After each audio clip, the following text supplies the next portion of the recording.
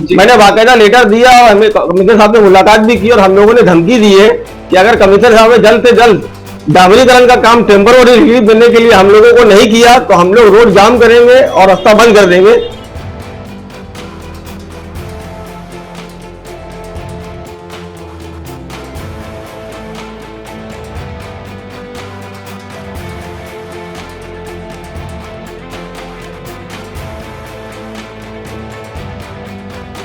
अगर कोई भी एमएलए साहब या कोई भी साबित कर देवे कि उस स्कूल में मैंने 1 रुपया भी ठेकेदार से लिया हूं तो मैं आगे कभी जिंदगी में इलेक्शन नहीं लड़ूंगा।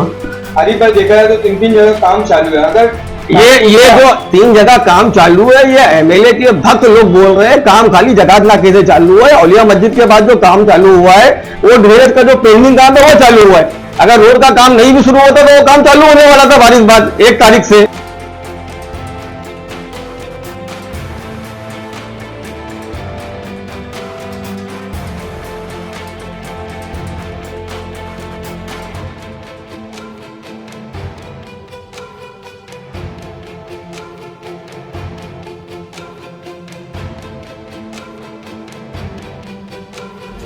देखिए, गटर बनाना किसकी जवाबदारी है? सभी चीज़ एमएमआरडी नहीं कर सकती। रोड बनाना एमएमआरडी की जवाबदारी भी नहीं है, लेकिन कर रही है। ये सवाल आपको कॉर्पोरेशन और कॉर्पोरेटर से पूछना चाहिए वहाँ के। और मैंने अभी कुछ दिन पहले एक क्लिप है मेरे पास, मैंने उसमें सुना था कि एमएलए साहब ने कहा कि एमएमआरडीए का ये काम नहीं है, फिर भी एमएमआरडीए कर रही है। पानी लाना किसका काम है? सड़क बनाना किसका काम है? टॉयलेट बनाना किसका काम है? स्कूल बनाना किसका काम है? इतने सालों में ये काम नहीं हुए। पॉलिटिशियन या तो आप नगर सेवक बनो या तो कॉन्ट्रैक्टर बनो। ये जो नगर सेवक बनते हैं और कॉन्ट्रैक्टर भी बनते हैं या पॉलिटिशियन के हाथ में नाले सफाई रहती ना। पूरे शहर को पता है कि तुम्हारा ज्यादा करके टेंडर तुम्हारे जो करीबी लोग हैं वही लेते हैं, तुम्हारी पार्टी के जो इलेक्शन लड़ने वाले वही लेते हैं। तो आमतौर पे तो नगर सेवक जीतने के बाद ठेकेदार बनता है। तुम तो जीतने से पहले ही सब अपने कैंडिडेट लोग को ठेकेदार बना दिए हो। सरकार ने 5 करोड़ रुपया एडिशनल फंड दिया है, ज्यादा फंड दिया। रईस से वो आमदार है जो 3.5 करोड़ रुपया उसमें से मैंने 22 बार तक स्कूल को दिया। इंशाअल्लाह ताला यूनिटी की सबसे शानदार स्कूल बनेगी तो 22 बार तक बनेगी। इसी में एमएलए साहब खुद बोल रहे हैं कि 3.5 करोड़ रुपए में ये स्कूल एकदम आलीशान बनेगी और देखने जैसी रहेगी ये स्कूल। और वही 4-6 महीने के बाद 3.5 करोड़ का 7 करोड़ का फंड वो सैंक्शन हो जाता है एमएलए साहब के रहते हुए। 7 करोड़ में वो क्या बनाएंगे? ताजमहल बनाएंगे वहां पे। जब 3.5 करोड़ में तुम खुद बोल रहे हो कि आलीशान स्कूल बनेगी तो वो स्कूल का फंड 7 करोड़ रुपया कैसे हो गया? मैंने भी मेरे वार्ड में एक स्कूल बनाया है, 1.5 करोड़ रुपए में एकदम अच्छी स्कूल बनी है, एकदम हाई फाई स्कूल बनी है। तो इसका 7 करोड़ रुपया मतलब 7 करोड़ में कितना करप्शन होगा ये तो बनने के बाद इंक्वायरी होना चाहिए इसकी। और ये मैं पहला एमएलए ऐसा देखा हूं जो अपने फंड की जो 4 करोड़ की निधि है इसकी ओपनिंग ये खुद जाके करते। नहीं तो कोई एमएलए अपने फंड की ओपनिंग नहीं करता। हमारे शहर में इससे पहले भी बहुत एमएलए थे। अगर अभी तक आपने द वॉइस को सब्सक्राइब नहीं किया है तो प्लीज अभी subscribe. Doctor Lubna's absolute skin laser and hair transplant clinic अब भिवंडी में, जहां हर तरह के स्किन ट्रीटमेंट जैसे acne, scar, pigmentation, dark circle, stretch mark, hair treatment जैसे hair transplant, beard, eyebrow, PRP therapy, साथ ही कॉस्मेटिक सर्जरी जैसे face lift, nose reshaping, liposuction, tummy tuck surgery affordable और सेफ प्रोसीजर के साथ की जाती है। एक बार जरूर विजिट कीजिए doctor Lubna's absolute skin clinic at shop number 206, second floor, Konark arcade, next to Bhiwandi corporation office, Jakat Naka, Bhiwandi. क्या कहेंगे, ये जो शांतिनगर का रोड है इसके ऊपर लोगों को चलना दुश्वार है, धूल मट्टी से लोग परेशान है, तो इसके लिए तत्परता क्या कह रहे?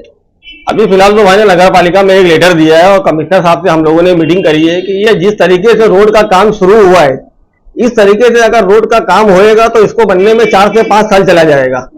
एकदम स्लो काम होएगा, ऐसे रोड नहीं बनेगा। हम लोगों ने कमिश्नर साहब से कहा कि कमिश्नर साहब पहले आप एक काम करो, दोनों तरफ की गटर साइड की जो है पहले वो ले लो और उसके बाद जो अपने को दोनों तरफ पानी की 500 की लाइन डालना है वो लाइन का काम करो। ये काम करने में तुमको कई महीना लग जाएगा।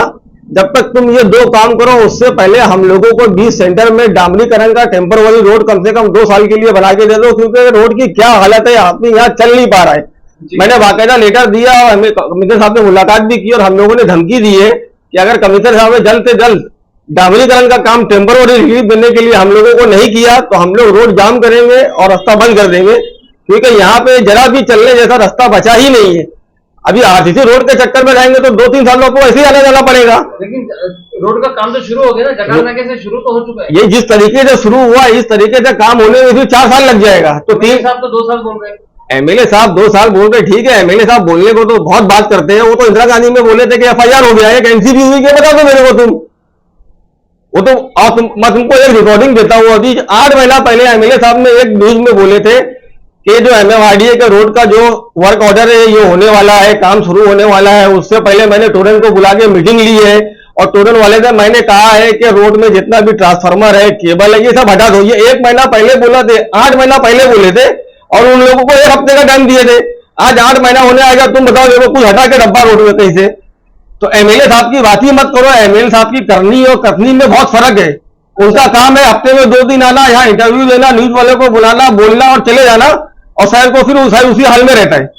हरीफ भाई देखा है तो 3-3 जगह काम चालू है। अगर ये जो 3 जगह काम चालू है, ये एमएलए के भक्त लोग बोल रहे हैं। काम खाली जकात नाके से चालू हुआ है। औलिया मस्जिद के बाद जो काम चालू हुआ है वो ड्रेनेज का जो पेंडिंग काम है वो चालू हुआ है। अगर रोड का काम नहीं भी शुरू होता तो वो काम चालू होने वाला था बारिश बाद 1 तारीख से। सलाउद्दीन के अपना दरगाह के पास जो काम चालू हुआ है वो ड्रेनेज लाइन का काम चालू हुआ। रोड का काम कहाँ चालू हुआ है? रोड का काम तो एक ही जगह लगे में चालू हुआ। तुम बोल रहे हो कि 3 जगह चालू हुआ, बताओ मेरे को कहाँ 3 जगह चालू हुआ है?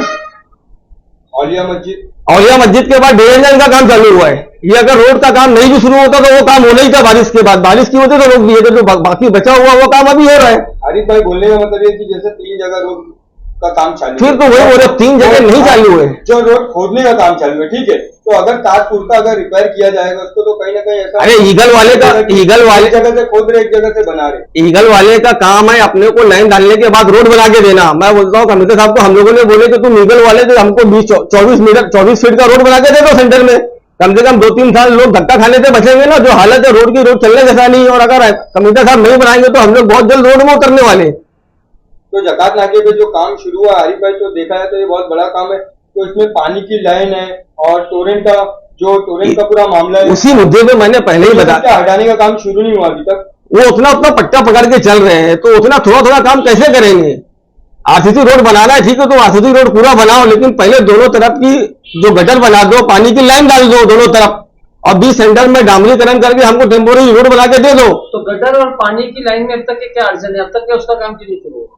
अब वो जो टेंडर भरा है और जो काम करवा रहा है, जैसे एमएलए साहब काम करवा रहे हैं, तो ये उनको समझना चाहिए कि यहाँ पे किस तरीके से काम करना चाहिए। तो हरीफ भाई इसके अंदर कहीं ना कहीं ये देखा जा रहा है कि एमएलए साहब जो काम करवा रहे हैं तो MMRD द्वारा हो रहा है कि कॉर्पोरेशन द्वारा हो रहा है? ये काम MMRD द्वारा हो रहा है। और मैंने अभी कुछ दिन पहले एक क्लिप है मेरे पास, मैंने उसमें सुना था कि एमएलए साहब ने कहा कि MMRDA का ये काम नहीं है, फिर भी MMRDA कर रही है।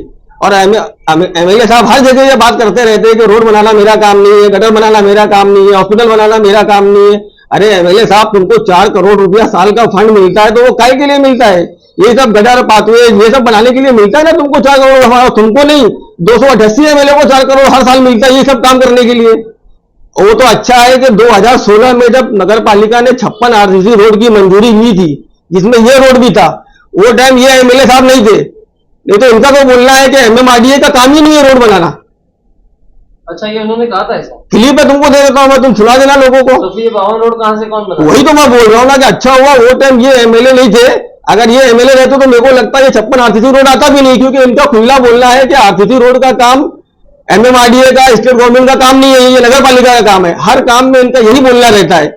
हरीफ भाई, आरसीसी रोड का काम शुरू होने से पहले ये MIM पार्टी ने जो है धरने मोर्चे की धमकी दी थी, और उसके बाद आप फिर से एक बार कमिश्नर को धमकी दे रहे हो। तो कहीं ना कहीं फिर यही सब चीजें निकल के आती है कि कॉर्पोरेटर जो है वो ठेकेदार है या वो इस तरह की अड़चन डालते हैं। कॉर्पोरेटर ठेकेदार है, ये मामला जो है ये एमएलए साहब बोलते हैं कि जो कॉर्पोरेटर जीतने के बाद ठेकेदार बन जाता है तो वो काम कहां से करेगा।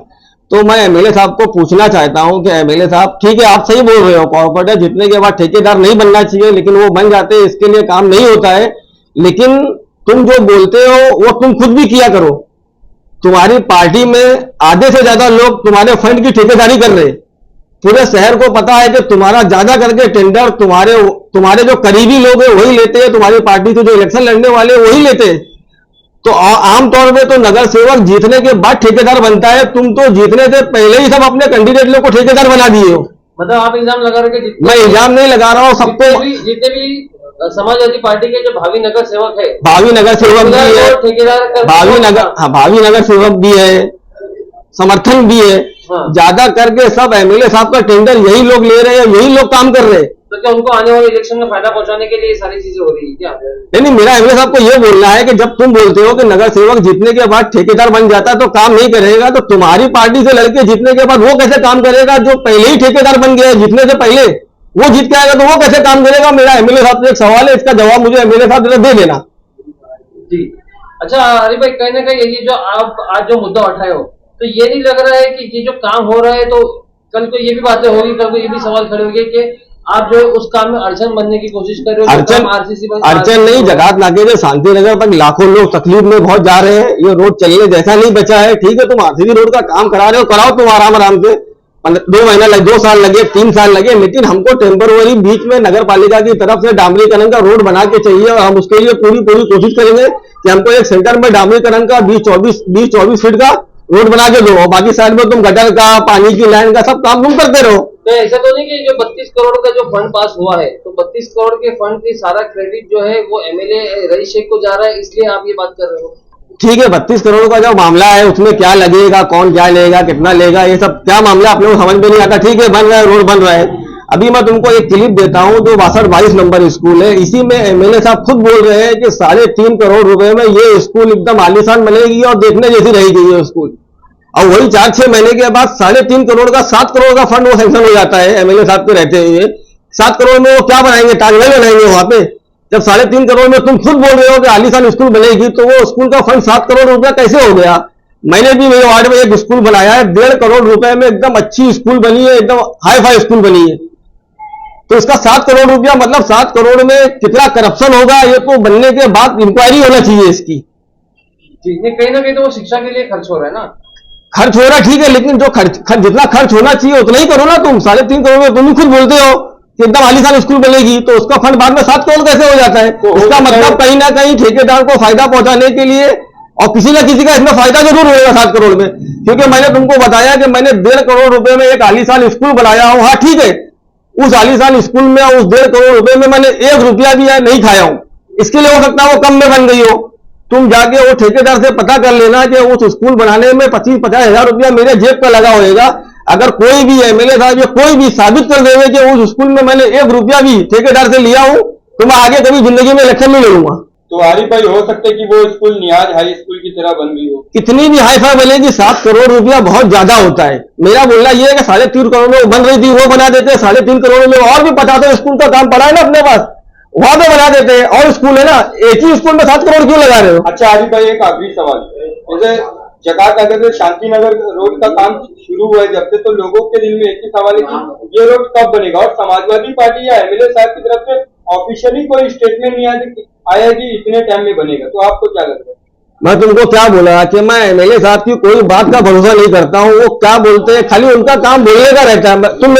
तुमको मैं बोला कि एक एमसी तक नहीं हुई, और वहां पे जो समाज सेवक लोग जाते हैं या पत्रकार लोग जाते हैं और वीडियो बना के डालते हैं, या इंदिरा गांधी में जो चल रहा है वो लोगों को दिखाने की कोशिश करते हैं, तो समाजवादी के लोग आके वहां सफाई देने लगते हैं, कुछ लोग धमकी देने लगते हैं।